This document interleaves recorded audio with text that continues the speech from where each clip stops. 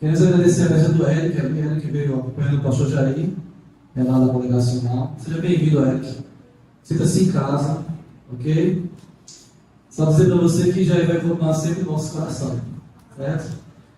Queridos irmãos, eu gostaria que você abrisse sua Bíblia num texto muito famoso, muito conhecido. Nós queremos dividir esse momento em 3 partes. Essa primeira parte, algumas informações, e depois um sermão expositivo baseado em João 14, versículo 6. E logo em seguida uma aplicação, uma cosmovisão, uma contextualização missionária para a nossa igreja, já que estamos no mês de missões e precisamos cada vez mais aprofundar nessa temática. Inicialmente eu quero agradecer a todos pelo carinho, né? Tem um texto lá em Jeremias 3,15 que diz assim: darei a vocês pastores segundo o meu coração, que os apacentem com conhecimento e com inteligência. Então é Deus que escolhe os pastores, mas escolhe para a igreja, e acima de tudo, leva esses pastores a apacentarem, a cuidar do seu rebanho, com conhecimento, com ciência, com estudo, dedicação, esforço e com inteligência. Então louvamos a Deus pela vida dos nossos pastores, a começar o nosso pastor titular, pastor Orlando Moreira, o pastor Negão. Ele está pregando em outra comunidade, ele aproveita esses momentos para ser instrumento de Deus. Não sei como ele consegue, mas ele dá conta de muita coisa. Ele tem, além do trabalho secular, como professor, além de pastor dessa igreja, dedicando muito tempo, além de líder de um projeto de missões, ele ainda é instrumento de Deus em vários lugares, levando essa visão missionária. Então nós temos muito para agradecer, porque temos um pastor com coração de servo acima de tudo. Então que possamos glorificar o nome de Deus pela vida dele e pela vida de todos os pastores que estão aqui. Então agradeço pelo carinho. Hoje mesmo fomos à tenda, e não foi diretamente para mim, mas representando o corpo pastoral. Nós recebemos um quadro, e tinha uma árvore, em alusão à nossa árvore, ao nosso símbolo, e com os dedinhos de todas as crianças e os adultos que estavam ali presentes. E aí recebemos de lembrança do dia pastoral. Pastor, eu fico muito feliz porque o Jaime Elaine e toda a equipe que estava lá hoje pararam no final e tiveram esse momento. Você sabia que existe um pastor, a pessoa do pastor? Hoje é o dia do pastor. Então foi uma grande festa. Louvamos a Deus porque essa igreja já está sendo plantada e aquela comunidade ainda irá glorificar muito o nome de Deus, porque é um projeto que nasceu no coração do Senhor. Então, antes de começarmos a leitura desse texto, em João capítulo 16, versículo 15, eu queria dar algumas informações dentro desta mensagem. Primeiro, quero dizer a vocês que nós somos uma igreja missionária e temos esse título de igreja missionária porque Deus colocou em nosso coração, mais do que o nome de uma denominação ou de um grupo de igrejas batistas que se nomeia como igreja batista missionária, está no nosso DNA, faz parte da nossa essência, sermos uma igreja missionária. A igreja batista missionária mãe, uma das suas grandes marcas foi abrir congregações em diversos lugares, desde o Sertão, Agreste, Zona Mata e aqui em nossa região. Então nós fazemos parte dessa história e queremos dizer a vocês que somos uma igreja missionária porque nós fazemos missões. Não apenas temos o nome. E fazer missões é uma responsabilidade de todos nós. A minha pergunta nesta noite é: como está você diante do trabalho missionário? Você tem feito missões? Você tem se envolvido de verdade com a obra missionária?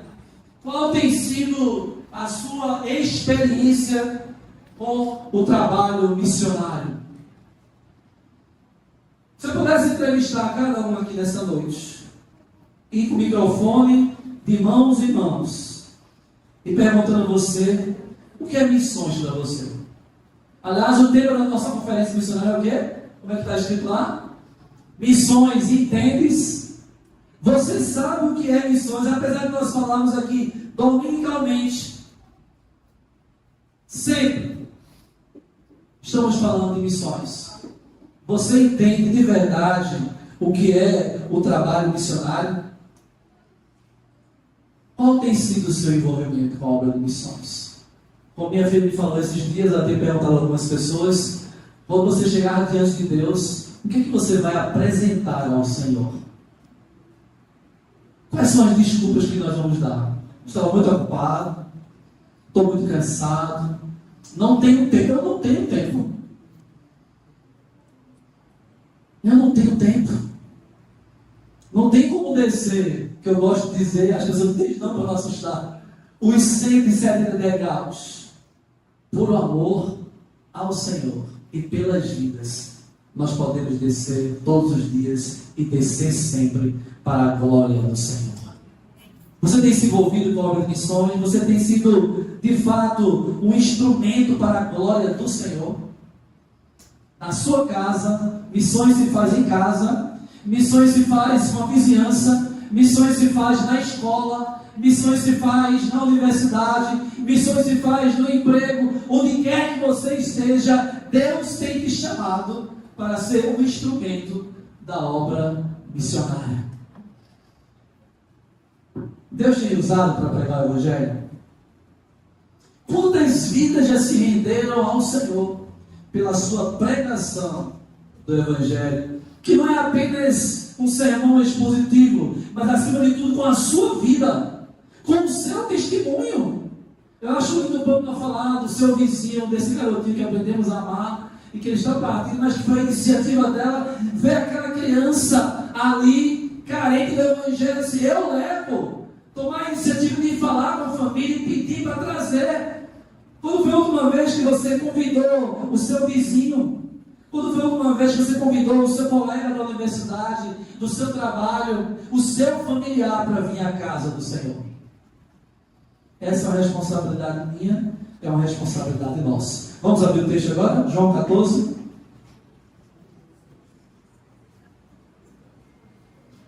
Desculpa.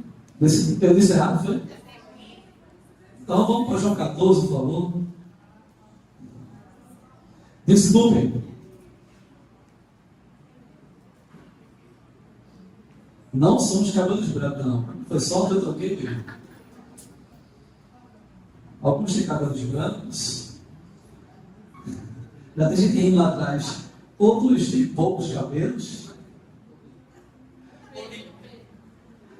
Amém, queridos? Todos acharam? Interessante esse texto, né? Não se turbe o vosso coração, credes em Deus, credes também em mim. Na casa do meu pai há muitas moradas. Se assim não for, eu vos teria dito, pois vou preparar-vos lugar. E quando eu for e vos preparar lugar, voltarei e receberei por mim mesmo. Voltarei e receberei por mim mesmo, para que onde eu estou, estejais vós também.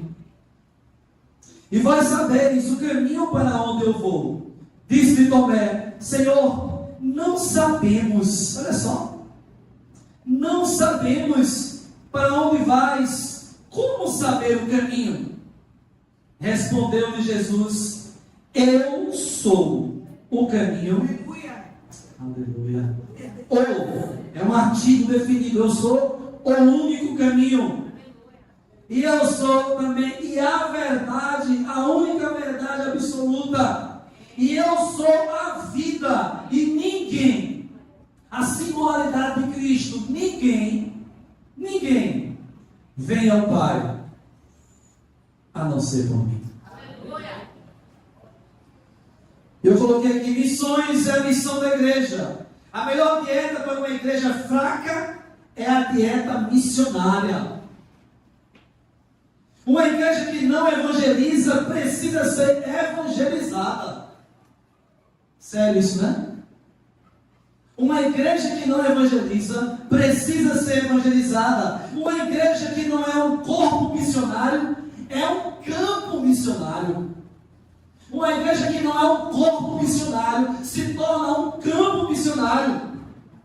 Uma igreja que vive para si mesma transforma a coinonia em coinonite.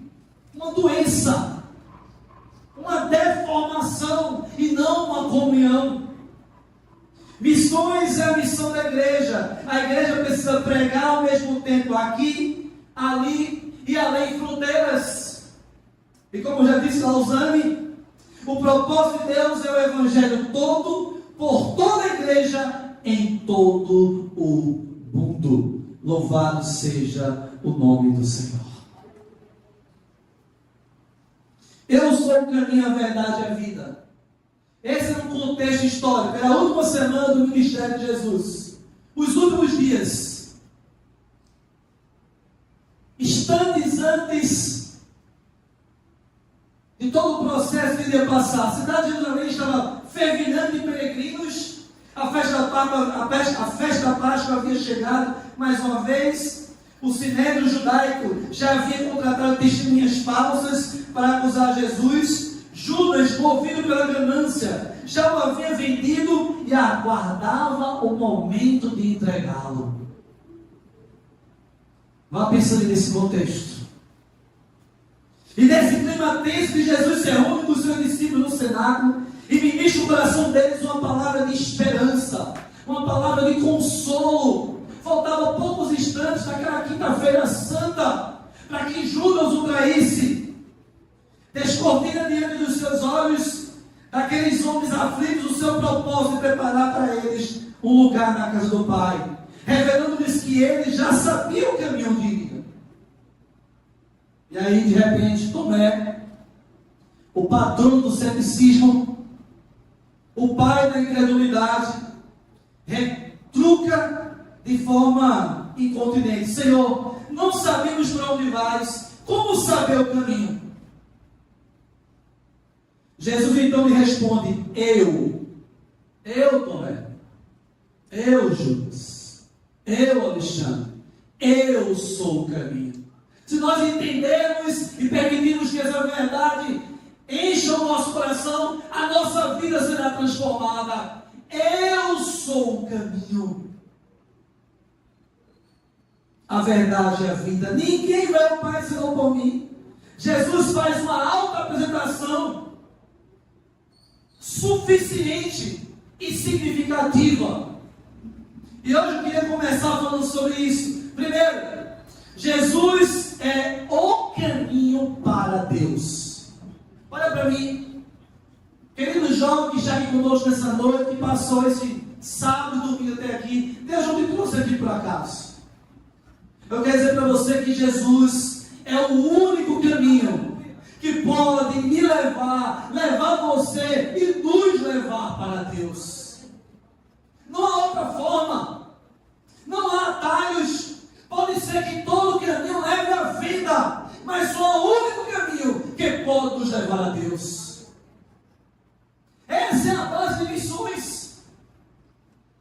O cristianismo não lida com uma fé inclusivista, não. A nossa fé é exclusivista, é exclusiva em Jesus de Nazaré. Vivemos uma sociedade que fala sobre inclusivismo. Eu entendo em alguns contextos, mas na fé ela é exclusivista. Ela pertence apenas a Jesus. Ele disse: eu sou o pão da vida, eu sou a luz do mundo, eu sou o bom pastor, a sua deidade presente. E agora ele diz: eu sou o caminho, e eu sou a verdade, e eu sou a vida. Mas primeiro eu sou o caminho para Deus. Não existem outras rotas que conduzam ao meu céu. A expressão popular que proclama que toda religião é boa e todos os caminhos levam a Deus é uma mentira deslavada. Só existe um caminho a Deus: Jesus de Nazaré. Não existe outro caminho. A Bíblia diz que há caminhos que parecem direito ao homem, mas no final são caminhos de morte. Jesus é o único caminho que leva o homem a Deus. Jesus é a única porta do céu. Jesus é o único mediador entre Deus e os homens. Jesus é o único salvador do mundo. Eu quero dizer para você que seu pai, sua mãe, sua esposa, seus filhos, seus amigos, seus colegas, se eles não tiverem encontro com Jesus, se eles não conhecerem a Jesus, eles perecerão. Está na hora de trabalhar, está na hora de dobrar os joelhos, está na hora de agir, está na hora de pregar. Diga ao povo que marche. Você já orou? Agora é hora de falar, agora é hora de proclamar, agora é hora de evangelizar, de pregar e de anunciar que Jesus é o único caminho que pode nos levar a Deus. Procurai a Deus por meio de outros mediadores é tomar um caminho largo que conduz à ruína. Abraçar uma religião que nega a exclusividade de Cristo. O único caminho para Deus é entrar por uma estrada cujo destino final é a perdição eterna. Essa é a base do Messias. Jesus é o único caminho que nos leva a Deus. Segundo ponto que Jesus nos traz aqui: Jesus é a verdade que ilumina a nossa mente.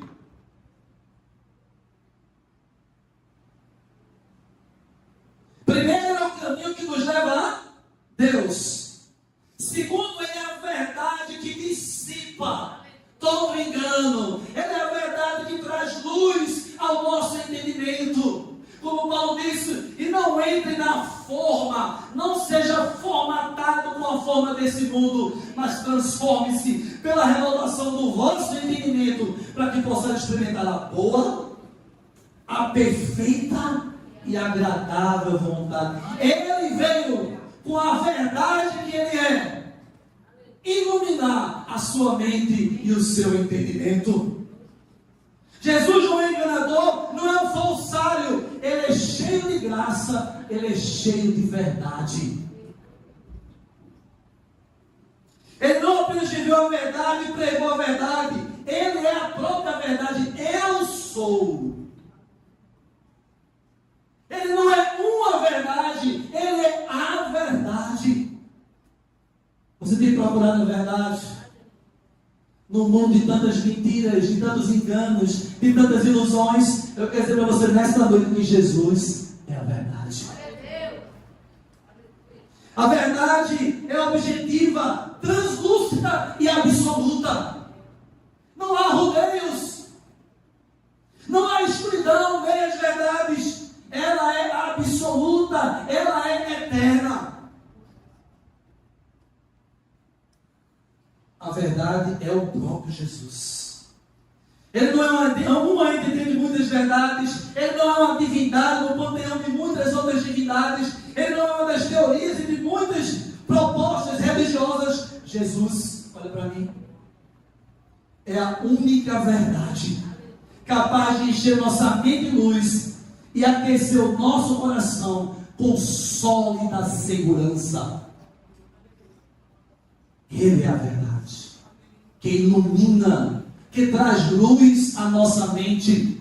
Ele é o caminho que nos leva a Deus. Jesus não é uma verdade descoberta para o homem, mas revelada pelo próprio Deus. A iniciativa foi dele. Nós o conhecemos não pelo esforço da nossa destreza, da nossa competência, da nossa capacidade mental. Nós o conhecemos porque ele se revelou, ele se fez conhecido, ele tomou a iniciativa, porque ele se fez carne, porque ele tabernaculou-se entre nós, ele veio morar em nós, cheio de graça e cheio de verdade. Enfim, Jesus é a vida. Ele é o caminho, é o único caminho que nos leva a Deus. Ele é a única verdade que traz luz aos nossos pensamentos, ao nosso entendimento, à nossa mente. Mas acima de tudo, Jesus é a vida que satisfaz. Você quer satisfação, jovem? Homem, mulher, nada vai satisfazer você como Jesus lhe satisfaz. Não é o sucesso profissional. Ele é necessário.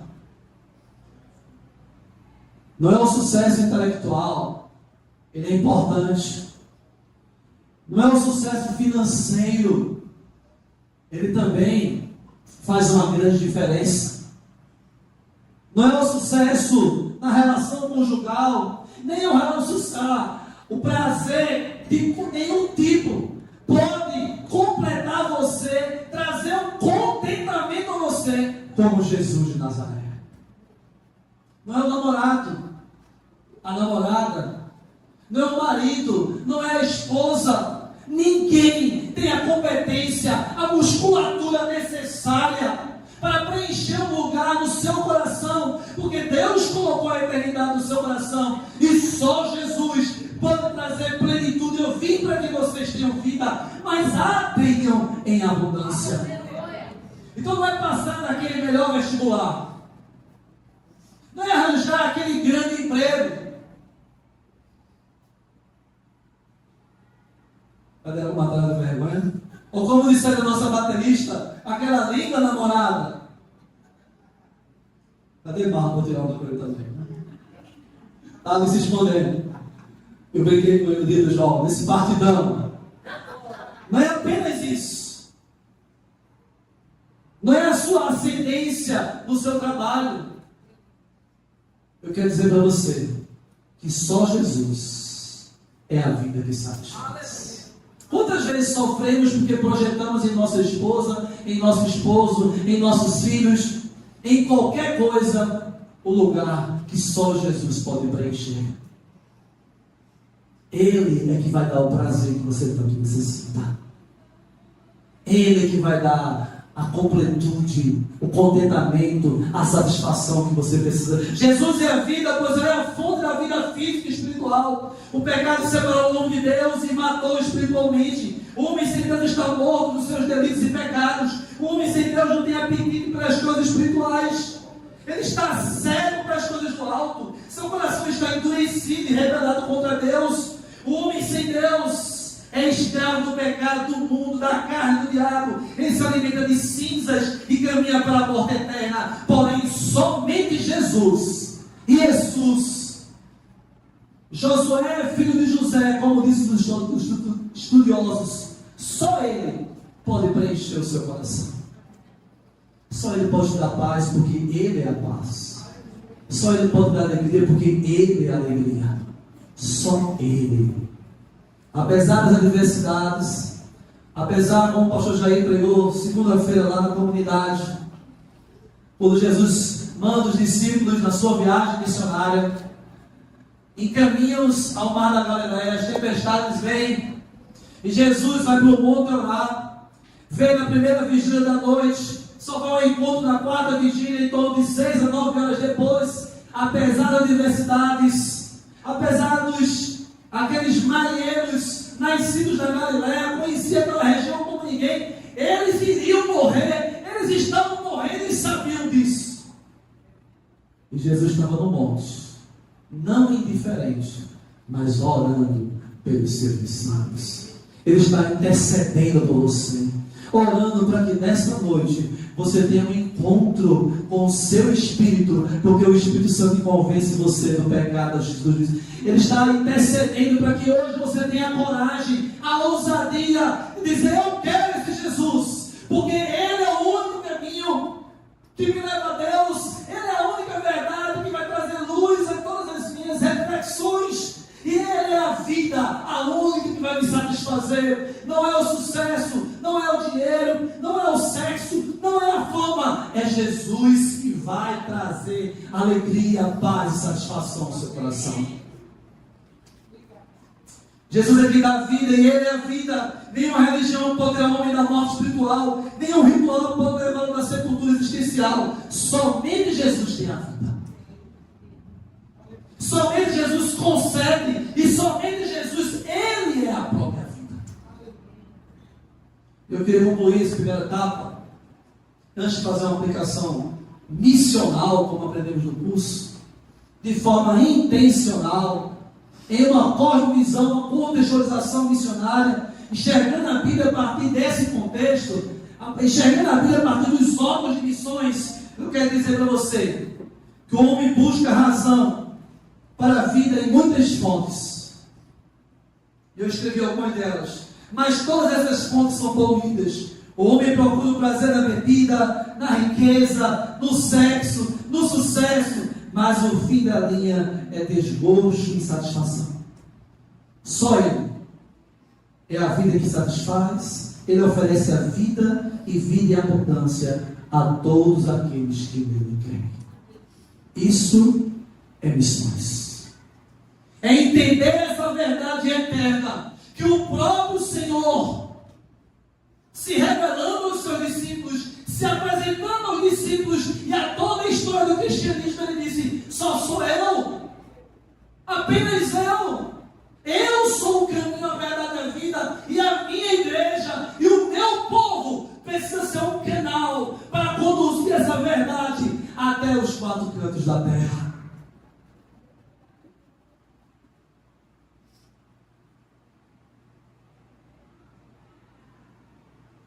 Cristo morreu para comprar com seu sangue os que procedem de toda tribo, povo, língua e nação. Depois que ressuscitou dentre os mortos, comissionou sua igreja a fazer discípulos de todas as nações. O campo é o mundo, a mensagem é o evangelho da graça. Os mensageiros somos todos aqueles que foram lavados do sangue do Cordeiro. Os recursos para fazer esta obra são aqueles que estão em nossas mãos. Todos os recursos de Deus para o avanço da sua obra está nas mãos da igreja.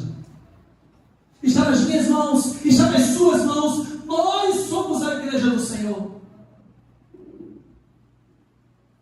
Quantas vidas todos os dias morrem sem conhecer o Evangelho da Graça e a pessoa de Jesus de Nazaré? Lembro que eu contei quando o pastor Marcelo estava na Ucrânia.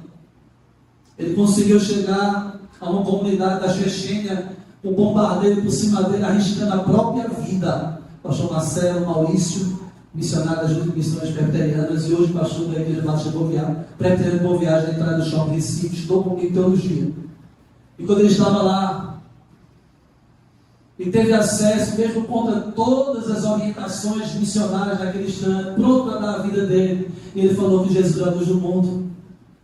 E quando ele terminou, um senhorzinho, o chefe daquela comunidade, o anfitrião, agarrou o Marcelo pelo pescoço e disse: Marcelo, você disse que Jesus era a luz do mundo.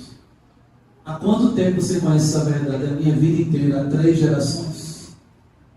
Há quanto tempo você conhece as repúblicas russas, soviéticas? Você estudou sobre isso desde a minha infância. O meu filho morreu a semana passada pedindo luz. Ele morreu na escuridão. Porque só agora, Marcelo, você veio falar que Jesus é a luz do mundo. Isso virou um folheto a nível nacional das missões presbiterianas. Um onetense, e passou muitos anos pregando o evangelho na Rússia, teve essa experiência. Porque só agora. O campo é o mundo. Somos os seus mordomos. Destacamos algumas verdades rapidamente. Olha aqui o relógio. Olha que coisa maravilhosa. Ô glória. Vamos lá. Tem alguns minutinhos hoje. O pastor está rindo, né? Tá jóia. Vamos lá. Primeiro, presta atenção todos aqui. Anota no seu caderninho. Quem trouxe caneta e lápis agora, precisa que todo mundo anota, por favor. Pega aí agora. Hoje o Gabriel não toca para mim. Perdeu a bênção da água. Aí leu outros. Vamos lá, rapidinho com o meu conosco. Primeira verdade. Fazer missões é uma obra que exige urgência. Guarda no seu coração. Fazer missões é uma tarefa, é um trabalho, é uma obra que exige urgência. O trabalho missionário não pode esperar. A seara é grande, os trabalhadores são poucos e o tempo urge. Vidas estão marchando para o inferno por não conhecerem ou nunca terem ouvido falar que Jesus é o caminho, a verdade e a vida. Não há esperança para os pecadores fora de Cristo. Não há salvação sem o Evangelho da Graça. Ninguém pode ser reconciliado por Deus por meio de obras da religião ou dos sacrifícios. Só através de Jesus. Eu já comentei aqui uma vez também. No teatro da Universidade Católica, sempre estive por lá. por causa do meu trabalho, estava tendo um encontro no Teatro da Universidade Católica e alguns representantes de várias religiões, de todos os tipos que você puder imaginar. E o nosso pastor na época, Larmin, estava lá e eu fui acompanhando. E no final de centenas de perguntas, 3 seriam escolhidas, uma para cada religião. E aí Jesus sabe qual que escolheu a minha, para o representante da Federação Espírita. A outra foi direcionada ao nosso pastor, né? E aí das 3 perguntas, 2 eram nossas. E a minha pergunta para o representante da Federação Espírita, com muita educação e respeito. E aí quem selecionou as perguntas, viu aquela pergunta, e aí Deus disse, essa que tem que ser dita. E eu disse com todo respeito para aquele senhor, se Jesus Cristo, através de múltiplas reencarnações, ele consegue chegar à luz e à perfeição, desculpe, se o homem, através de múltiplas reencarnações, ele consegue chegar à perfeição, ao estado de luz, isso não anula o sacrifício expiatório da cruz do Calvário? Aí o cara que estava fazendo ali, leu isso e jogou para o público lotado do Teatro da Universidade Católica. E glória a Deus, porque aquele representante teve a coragem de dizer a verdade. Ele disse a verdade. A luz foi colocada para aquele auditório. Jesus para nós não é Salvador. Ele não é Senhor. Ele é apenas um homem elevado que serve de exemplo. Ele não morreu na cruz. Ele não é Salvador. E eu lá baixinho disse, glória a Deus, aleluia. Porque a verdade foi revelada. Não há outro caminho. Não há outro meio. Jesus é o caminho, a verdade e a vida. E aquele rapaz teve a coragem de dizer a verdade no momento em que aquela religião crescia no meio universitário. Somente Cristo é o caminho, somente Ele é a porta, só Ele é o mediador entre Deus e os homens. Qualquer outra mensagem é inútil. Não basta ser bonzinho, não basta fazer as tuas obras. Não é por merecimento, é por graça e misericórdia. Fazer missões é uma obra que exige o envolvimento de todos. IBMAC. Você é IBMAC. E se não for, você é da Igreja do Senhor. É uma obra que exige o envolvimento de quem? Somente meu. Só do pastor Jair. Só da missionária Luciana. Do casal de missionários. Da Santa Rita e Cássia. Mas eu quero dizer para você nesta noite que esta é uma obra que exige envolvimento de todos. A minha pergunta, estamos concluindo o primeiro semestre do ano. Nós estamos chegando ao dia 15 dessa semana, do 6º mês do ano. E no final do ano nós falamos sobre isso, no início do ano nós falamos sobre isso. A minha pergunta é, diante de Deus, qual tem sido o seu envolvimento? Você tem sido, eu, Alexandre, apesar de estar aqui pregando, porque há muito é dado, muito será cobrado. Eu tenho sido mero espectador do reino, da obra, aplaudindo. Como é bom vir para IBMAC, que louvor maravilhoso, fruto da oração, né? Quem viu o começo está vendo aí a bênção. Como é bom ver os jovens lá na noite de pijama, apenas um nome, um título, uma ferramenta para juntar jovens e mostrar que Jesus é a luz, a verdade e a vida. Você não precisa temer, querido. Não temas, porque maior é aquele que vai estar em você do que aquele que está comigo. O privilégio de fazer missões não é apenas para aqueles que têm um chamado de sair de sua cultura e para além fronteiras. Está lá o nosso mural novo, e hoje eu fui lá olhar. Você vai sair aqui e tem um mural. Nós temos missionários em 4 continentes. Na Europa, na África, na Ásia e nas Américas. Coincidentemente, está um em cada continente. Está ali a foto deles. Você pode se comunicar, você pode orar, você pode interceder. Missões não são para aquelas pessoas apenas. Será que é obrigação do pastor, do líder de missões, de evangelismo? A minha pergunta é, quando foi a última vez que você falou de Jesus para alguém? Você deu seu testemunho, falou com a sua vida, pregou o evangelho. Todos nós podemos orar por missões, todos nós devemos contribuir com missões, todos nós precisamos fazer missões. Toda a igreja deve estar engajada nesse projeto de consequências eternas. Não existe empreendimento, não existe investimento que você deva abrir mais os seus olhos, deva estar mais feliz, satisfeito, contente do que está levando esta obra adiante, a obra missionária, a glória de Deus, através das vidas que se rendem ao seu nome. Como é bom estar toda segunda-feira na tenda. Amanhã será o nosso 28º encontro com Deus. 28 segundas-feiras, com chuva ou não, com 40 pessoas que já tivemos lá ou não, ou com 6 que já tivemos. Eles já estão ali sedentos, bebendo. Por que você vai lá, meu irmão? É minha responsabilidade ou é nossa? Quando você vai descer os 170 degraus e ir lá falar do amor de Jesus.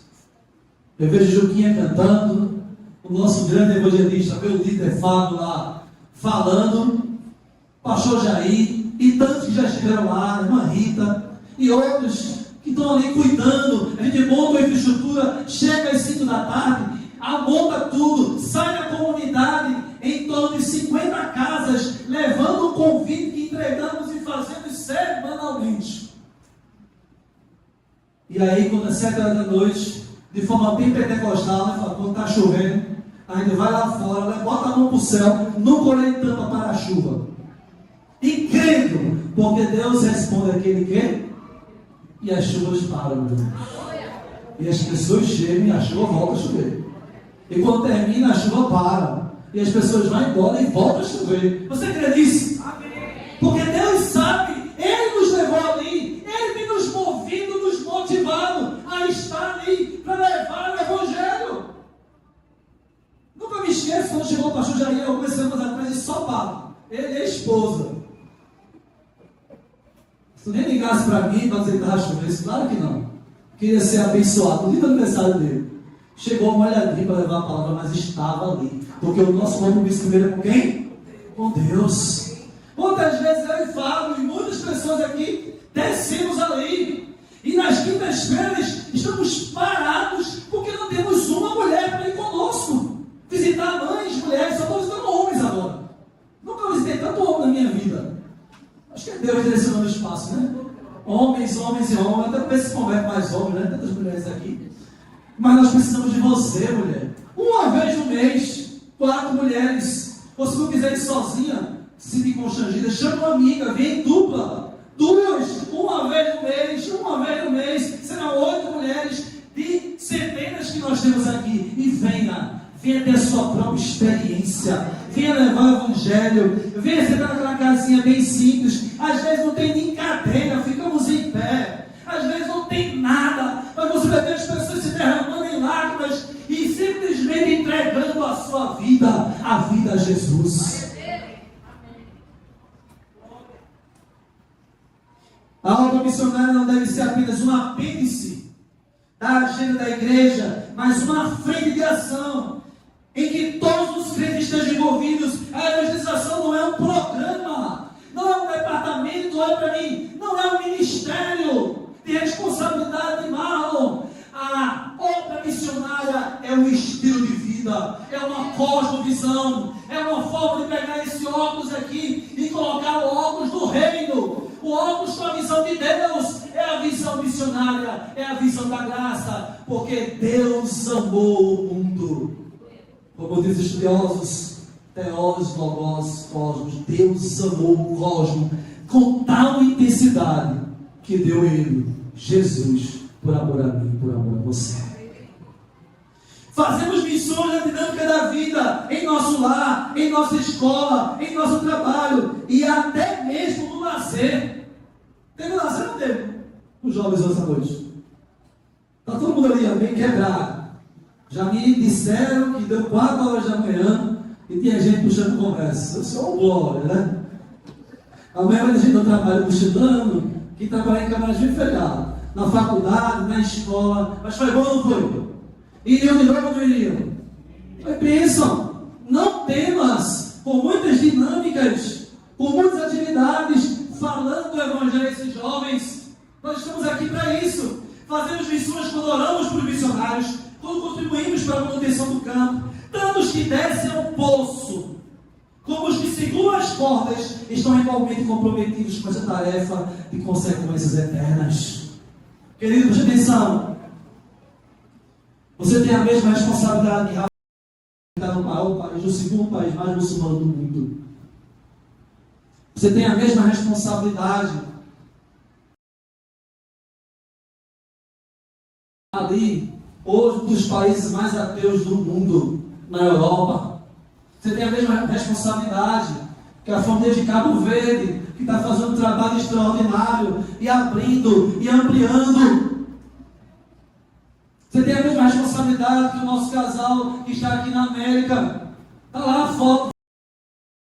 E todos, é a mesma responsabilidade. A minha pergunta é: o que você tem para apresentar a Deus?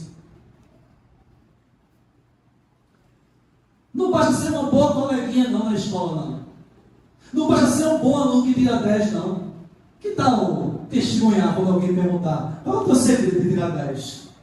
E aí você contar o seu verdadeiro segredo. Porque você é gente legal, porque você é do bem, porque seus valores são diferentes, porque você não murmura, não reclama, glorifica a Deus, porque você é diferente, porque você é honesto, porque você é íntegro. Por que você não pragueja? Por que você não murmura? Porque Jesus está na sua vida. Enfim, fazer missões é obra que exige os melhores investimentos. Primeiro, fazer missões é uma obra urgente. Segundo, fazer missões é uma obra de todos. E terceiro, fazer missões é uma obra que exige os melhores investimentos. Será que é só de dinheiro? Quais são os nossos melhores investimentos? Que tal os seus sonhos para o Senhor? Que tal o seu casamento, a sua família, os seus filhos para o Senhor? Que tal consagrar esse bebezinho lindo para a obra missionária? Consagrar tudo que você para a sua aposentadoria para a obra de missões? Que tal você consagrar a sua vida?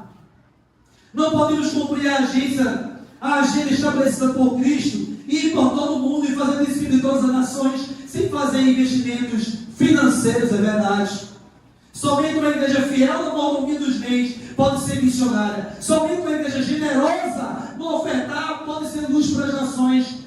O melhor e mais duradouro investimento que fazemos como igreja não é uma bela estrutura física,